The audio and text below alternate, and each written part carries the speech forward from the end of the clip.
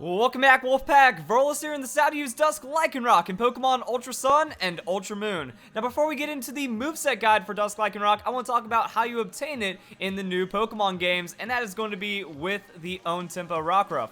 So, Own Tempo Rockruff is an event that happens at the start for the launch of Pokemon Ultra Sun, Ultra Moon, but Own Tempo breeds down, so because of that, anyone can receive a Dusk Lycanroc, which is pretty nice. Also, you can breed it to be shiny, so shiny Dusk Lycanroc is possible. Now, in my guide on how to obtain it, I kind of got it wrong, because you have to evolve the Rockruff at level 25 between 5 p.m. and 6 p.m., but if you have Pokemon Ultra Moon version, you have to take the 12-hour time conversion into consideration, so it'll be 5 a.m. to 6 a.m. with your DS time to flip it into the correct in-game time. Now, I got that wrong because you can also change your DS time, and it doesn't affect you in any way. So you can change the DS time to 5 to 6 a.m., and then you're going to be able to obtain it. I did 5 p.m., and then I forgot about the time swap, and I just said, oh, DS doesn't let you change time, because mostly I've been kind of scarred from Omega Ruby and Alpha Sapphire. Omega Ruby and Alpha Sapphire was brutal if you tried to change time, but it looks like you can actually get away with a few things in Pokemon Ultra Sun and Ultra Moon. So I wanted to clear that up. Now let's go and talk about the Dusk Lycanroc.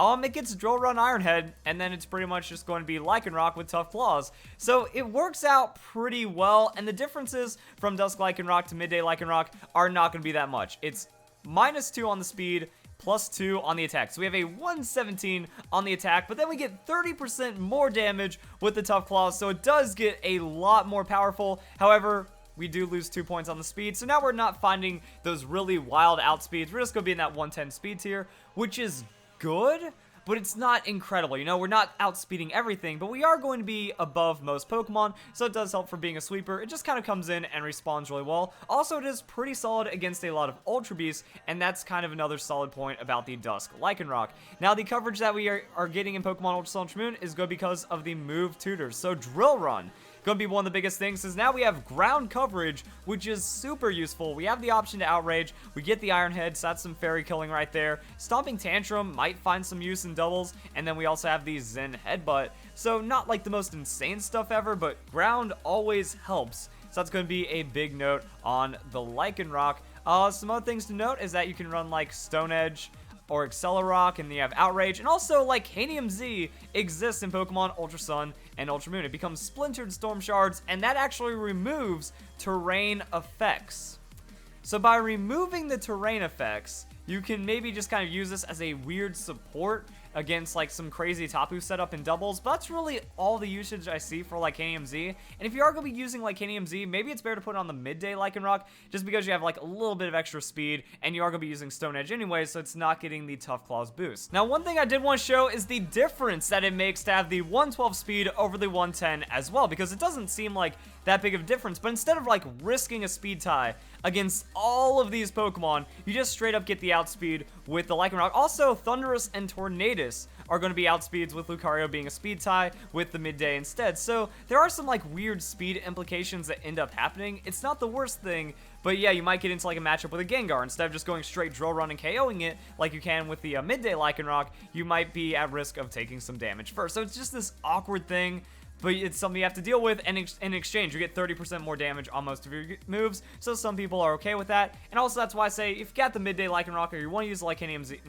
that's also why I say, if you want to use Lycanium Z, just go for the Midday Lycanroc. I think the speed matters for the tech offset. And then I also want to talk about the Midnight Lycanroc really quick. We have Fire Punch, Thunder Punch as move tutors. So the Midnight Lycanroc finding a bit more damage on the coverage, because that's like the weird thing about the elemental moves is Fire Punch, that's 75 power. That's going to be more damage right there compared to the Fire Fang, which is going to be 65. And it has like small chance to flinch added on, but I mean, Midnight Lycanroc isn't going to be super fast anyways, so I don't think it matters. Also, we get Throat Chop. That's an option if you want to use it. Just throw out the Throat Chop, bam. No sound-based moves. I mean, sound-based moves have enough, like, identity to where they're almost a separate typing. There's a lot of moves that count as sound-based, so Throat Chop as tech is good pretty much on any Pokemon that can use it, and it's just going to replace the Crunch instead. Crunch, you're effectively just like fishing for a small chance to lower the target's defense. Throat Chop, it always has benefit. That might be useful to you on the Lycanroc. So some interesting trade-offs that we are finding with these Pokemon. And then back to Dusk Lycanroc.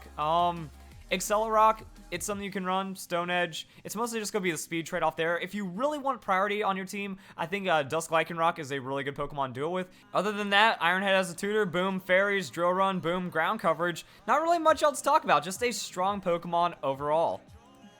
Also, I don't know why there's 4 points on the special attack here. Just make it 4 on the hit points, and that's pretty much it. So now let's go into the damage calculations for the Dusk Lycanroc, and we have some interesting ones. So Accelerock is going to be a KO against Blacephalon. So Scarf Blacephalon doesn't even matter. Just boom, straight Accelerock. You get to just use that priority, take it down, and then you're done just like that. So that's what I mean. It like works pretty well against the Ultra Beast. We have Fire Fang against Kartana. We outspeed the Kartana. Even though it's just one, we get enough to outspeed it, and then the Fire Fang without Life Orb is going to be enough to KO. So if you're looking for other items that aren't just Life Orb on the Dusk Lycanroc, that can work. A Focus Sash could be an interesting option if you want to dabble in it, but mostly you just need to get the most damage possible. You know, Tough Claws, 30%, Life Orb, 30%, and then Stab, or whatever coverage you can find, is going to be really nice if you are running the Lycanroc.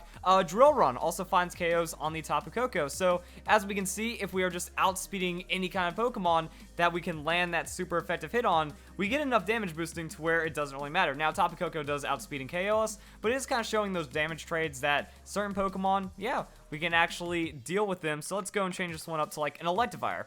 Even though it's not the most common Pokemon, it can still be seen from time to time, and it's not really that bulky. So as long as we just get that outspeed against it, boom, just we don't have to worry about electric type Pokemon as much. Also, with the Drill Run as being a pure rock type Pokemon, we're not going to have much to do against steel types. And then Fire Fang, you know, it is lower power, so the Drill Run just going to be more damage against steel type Pokemon overall. Also, Poison does take a lot more damage, so what we can do is compare it with the Toxapex. Toxapex, always a frustrating Pokemon, but Drill Run has the potential to hit KO, depending on what the Toxapex is up to. Black Sludge will give it a little bit of sustain, but let's see if that will actually be enough. Yeah, 81% chance to hit KO after Black Sludge recovery, so still high chance to just kind of tear through a Toxapex, unless it's like completely full defensive invested, but even then, like, you are hurting this Toxapex more than most other Pokemon. We do find a pretty safe 2-hit KO against the Stack Attack as well, so really, what we're running the ground coverage for is going to be very effective because of the Tough Claws on the Dusk Lycanroc. And then just kind of comparing some other damage stuff, you know, we're 2-hit KOing a lot of things on the Stone Edge, but we are really frail in return. You know, 75 hit point, 65 on defenses.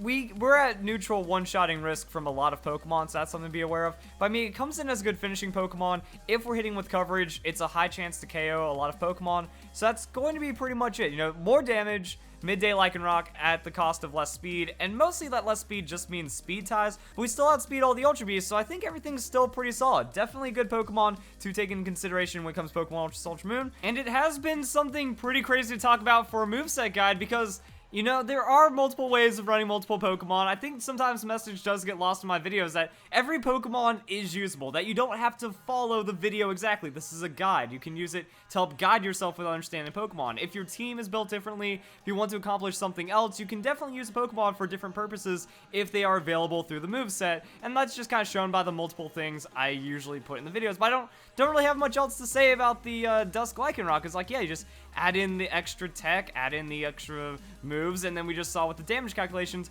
it kind of does what it needs to do like this. The biggest decision is like Accelerock versus Stone Edge, and maybe just using the Outrage, because Outrage will be more damage than the Stone Edge. So it's like, oh, I don't have a stab move, but do I even need the stab move? Because yeah, when we get, you know, 36 more damage off of the Tough Claws making contact boost, that's going to be 156 versus the 150. So Outrage outpacing our Stone Edge. Outrage does have 100% accuracy, but you can get locked into it. And then just comparing it to the Midday Lycanroc, it only has that little bit of extra damage plus the Tough Claws, and then Lycanroc has the speed that we've been talking about. So running the Swords Dance can be a little riskier on the Dusk Lycanroc. Running the Bulk Up doesn't really seem to get you as far. Stone Plate, you know, that's more for pushing out the damage on the Lycanroc. We don't need to push out the damage because our ability is giving that to us anyways. And then even looking at the original Lycanroc guide, it was effectively just reaching for coverage. Like, okay, cool, we can Accelerock, Stone Edge, coverage.